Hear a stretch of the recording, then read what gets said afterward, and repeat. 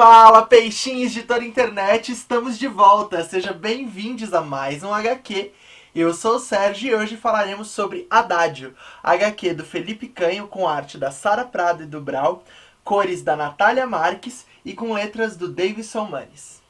Bom, desde a primeira vez que eu vi essa HQ, ela já me chamou muito a atenção por causa da arte, né? A capa já é muito bonita e lembra muito o trabalho de artistas incríveis, como o Bill Sienkiewicz, por exemplo, mas é uma HQ nacional de ficção científica.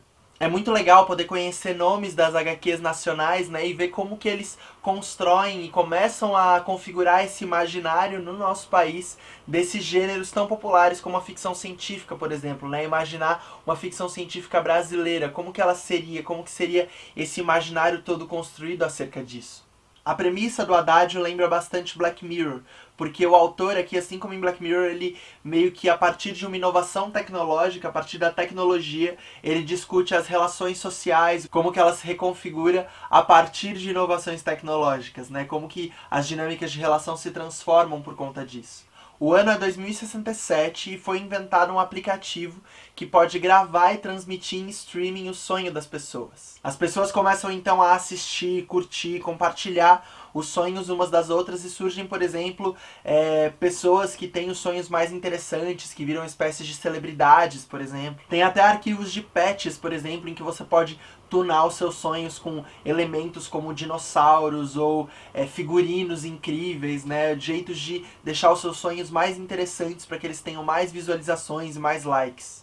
Não existem mais então vídeos online ou filmes e séries. As pessoas assistem só aos sonhos umas das outras, né? Não existe mais essa produção de ficção audiovisual.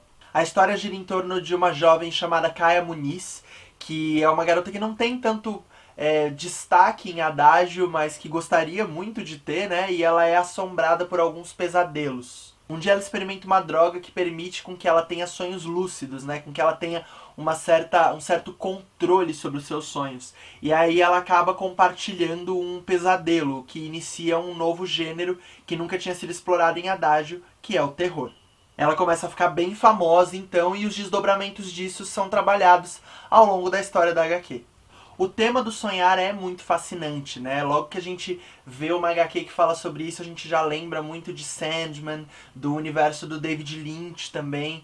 E a própria arte do Brau, ela já sugere uma coisa assim mais onírica, né? Que a gente vai trabalhar um pouco essas camadas do sonho, como os sonhos se configuram. Eu acho que talvez seja aí que muitas pessoas se frustram com essa HQ. Ela, na verdade, tem uma outra temática, né? Ela foi muito diferente do que eu esperava, mas isso não é necessariamente ruim, é porque o tema dessa HQ não tá no sonhar, tá justamente nas redes sociais e nas dinâmicas de relação que nascem disso, né, dessa interação virtual entre as pessoas. Segundo o autor, o Felipe Canho, a pergunta que norteia esse roteiro, na verdade, é se as redes sociais elas reforçam a solidão, o confinamento, o isolamento, como que isso muda, né? Como que isso transforma a nossa sociedade. Então fala muito mais sobre essas questões do que sobre o sonhar em si. Então, a partir disso, eu faço algumas leituras desse material que eu acho que são muito interessantes. Eu acho muito legal, por exemplo, como em Adágio não existiam pesadelos antes, né? Como as pessoas não mostravam isso. Eu acho que isso se relaciona muito com essa dinâmica das redes sociais, de que a gente está sempre postando meio que o nosso melhor, né? Sempre momentos de felicidade, essa necessidade de estar 24 horas por dia feliz e postando coisas legais e vivendo uma vida interessante, sem mostrar essas nossas sombras, né? E é interessante como a Kaya, a partir do momento que ela posta essa sombra dela, esses pesadelos, ela começa a refletir sobre uma série de questões da vida dela, questões de insegurança e etc. E isso gera um interesse também, né? Então tem várias camadinhas assim de metáfora que a gente pode ir tirando disso também. Será que é possível ser feliz 24 horas por dia? Será que não é importante, às vezes, a gente tá de mau humor, a gente ter sentimentos ruins também, né? Ter sensações ruins e abraçar um pouco isso também? Eu acho que nesse sentido ele revela um pouco como essa cultura do like ela leva a gente a ignorar um pouco as nossas sombras, né? Ignorar um pouco esses nossos lados, e que se a gente abraçar eles, se a gente realmente olhar com atenção para eles, a gente pode se compreender de uma maneira muito mais tridimensional, o que pode ser muito mais interessante para a gente poder se repensar e se transformar. Outro ponto também que é abordado, né, que eu meio que leio essa metáfora, é de como o real e o virtual se misturam, né? Como que esses mundos eles acabam se borrando, né? Não existe uma barreira palpável entre eles. Então existem muitas coisas que nós dizemos e fazemos nas redes sociais que influenciam a nossa vida real, influenciam as nossas dinâmicas no cotidiano mesmo. Então acontece na HQ uns momentos em que fica meio incerto o que é real, o que é o que é o sonho e o que é real. E mostra como essa dualidade não existe, né? Esse virtual e real, sonho e realidade, como essas coisas meio que se misturam um pouco também. É claro que todas essas questões não teriam nem como serem aprofundadas e realmente verticalizadas numa HQ de cerca de 100 páginas, né? Mas eu acho que o autor ele coloca muito bem, ele esboça muito bem todas essas questões e levanta esses questionamentos mesmo sem a pretensão de querer dar uma resposta. A gente não tem ainda nem distanciamento temporal, né, da criação das redes sociais e dos aplicativos para a gente conseguir realmente analisar o impacto que isso tem nas nossas dinâmicas de relação, na sociedade, etc. Então ele meio que levanta vários questionamentos mesmo pra gente ter, e eu acho muito legal a gente terminar a HQ se perguntando, se questionando ainda sobre essas questões, e não com respostas, né, porque é muito difícil ter respostas prontas sobre uma série de coisas ou verdades absolutas, né? Tudo é sempre muito tridimensional, tem muitos lados pelos quais a gente olhar, e eu acho muito legal como a Adagio realmente levanta essas questões. Vamos então para o nosso saudoso gráfico de riscos, iniciando pelo risco de paralisia. O risco de você ficar travado e embasbacado por uma arte sublime, e não tem como a nota não ser um 10 de 10. Aqui nessa HQ acontece uma coisa muito legal, que o mundo real ele é sempre desenhado pela Sara Prado, ao passo que o sonhar, esse mundo de Adagio, é sempre desenhado pelo Brown. A arte do Brown se destaca muito porque ele traz essa vibe meio onírica, né, meio borrada, com bastante aquarela, que lembra bastante o trabalho de artistas incríveis como o Dave McKean no Asilo Arkham, ou o Duncan Fegredo no Kid Eternidade. E é muito legal porque o Brown cria com muita identidade, assim, né? É óbvio que ele deve ter algumas dessas referências, mas é muito legal como ele cria um jeito próprio de desenhar esse sonhar, esse adágio, que assim chama muita atenção. Eu acho que é um dos grandes destaques. É muito bonito mesmo o que ele cria nessas páginas, o modo como ele dispõe os desenhos, né? Tem alguns layouts de página muito interessantes e muito bonitos mesmo. E é muito legal ver, né, na HQ tem também o roteiro, ver como que o roteiro do Felipe Canho já sugeria algumas coisas e como o trabalho do Brown complementa isso, né? Como que acontece essa retroalimentação entre o autor e o artista para poder criar essa HQ. Em contrapartida, a arte da Sara também é muito interessante, é muito legal o que ela faz, né? É muito bonito, eu acho o traço muito bonito. E é muito legal porque, junto com as cores da Natália Marques, ela cria para esse futuro uma identidade muito interessante. Tem uma coisa bem teen, assim, bem adolescente, que é muito legal. Sem dúvida nenhuma, o trabalho do Brown não decolaria se não fosse esse diálogo super legal que tem com a arte da Sara. E então é muito bom o que ela cria, e me lembra bastante assim o que ela desenha, o que o Jamie McKelvey faz no The Wicked The Divine. Então eu acho que tem bastante qualidade também no que ela desenha. A arte é realmente, sem dúvidas, um dos pontos mais altos de Adagio. Só pela arte já vale muito a pena mesmo ler. Próximo risco, risco de contrato eterno, risco de você ter que ler uma série de HQs para conseguir concluir essa história, vai uma nota 5 de 10. É uma HQ curta, de leitura rápida, fluida, bem legal de ler, e por enquanto não tem previsão de continuação. A história meio que se fecha, mas parece que o autor ainda quer explorar um pouco e escrever novas histórias nesse universo de Adagio, que é realmente muito rico e nos leva ao próximo risco, que é o risco de fandom. Risco de surgirem milhares de fanfics e fanarts desse universo. E aí vai uma nota 9 de 10. Tem muito ainda para ser explorado nesse universo de Adagio, nesse mundo que é criado.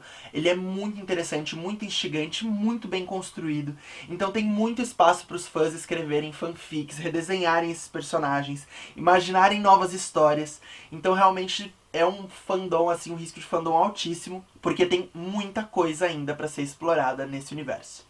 Próximo risco é o risco de esmagamento, o risco da realidade retratada aqui te esmagar, feito uma panqueca, e vai uma nota 7 de 10. Não é uma HQ muito esmagadora, eu acho que talvez com um público mais jovem ela dialogue mais nas questões da insegurança, das relações com as redes, mas eu sinto que é uma HQ leve em muitos sentidos, né? Ela não se aprofunda realmente em algumas questões que poderiam ser mais pesadas. O apelo dela tá bem mais nessa curiosidade gerada sobre esse mundo de Adágio do que necessariamente no esmagamento e nos questionamentos acerca disso.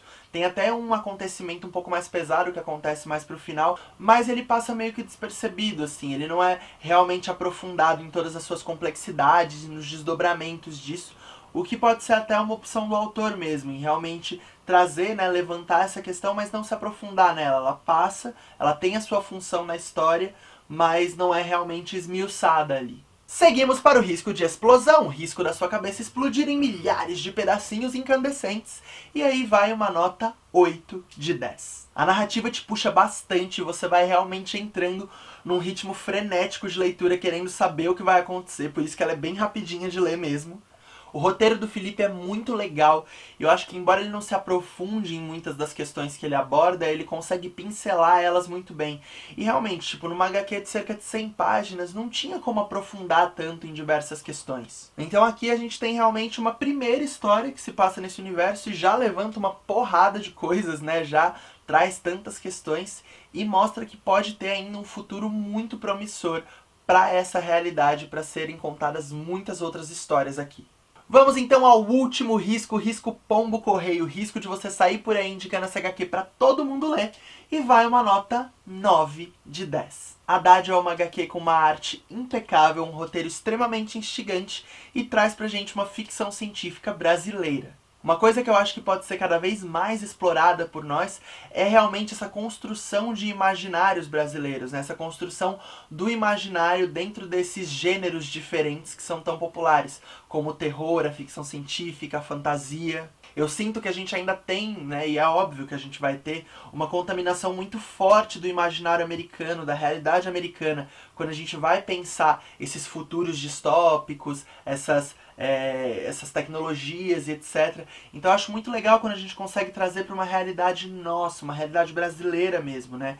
Em alguns momentos é óbvio que em Adágio rolam umas escorregadinhas, mas não tem como. Mas em outros tem sim, uma criação real de um imaginário nosso, né? Do que poderia ser uma ficção científica brasileira. Personagens brasileiras, os ambientes, como são esses prédios, como são os restaurantes, partindo do que a gente tem agora aqui nas nossas cidades e etc, né? Como que seria isso no futuro? E não como seria uma Nova York no futuro, uma Nova Orleans no futuro, uma cidade do interior dos Estados Unidos no futuro. Como que seria o nosso interior, como seria o nosso Nordeste, o nosso sertão no futuro, né? Eu acho que existe ainda um espaço vasto para ser esmiuçado e para ser debulhado, para a gente pensar nisso. E é muito legal ver que estamos dando pequenos passos, mas estamos dando passos em direção a isso, né?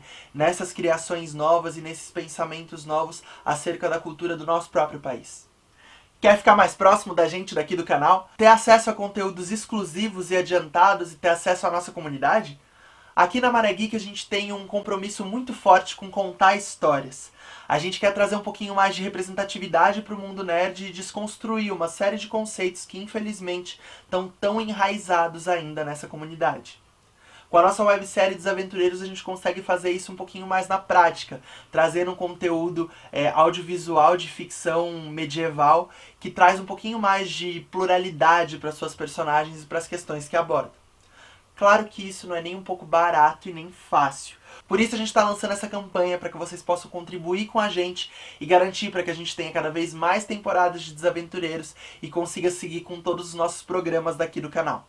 As recompensas são muito legais e diversas, e mesmo contribuindo com um pouquinho, você já vai ter acesso à nossa comunidade, onde está toda a equipe de todos os nossos programas, a gente discute uma série de coisas, faz lives exclusivas para conversar com a nossa comunidade, com as pessoas que apoiam a Maré Geek. Então contribua também com a gente, entra lá no Catarse e vê quais são as cotas, o que é possível, porque qualquer ajudinha já vale muito pra gente. Já agradeço desde já a todos os nossos apoiadores que nós já temos. Se você for um futuro apoiador também, muito obrigado.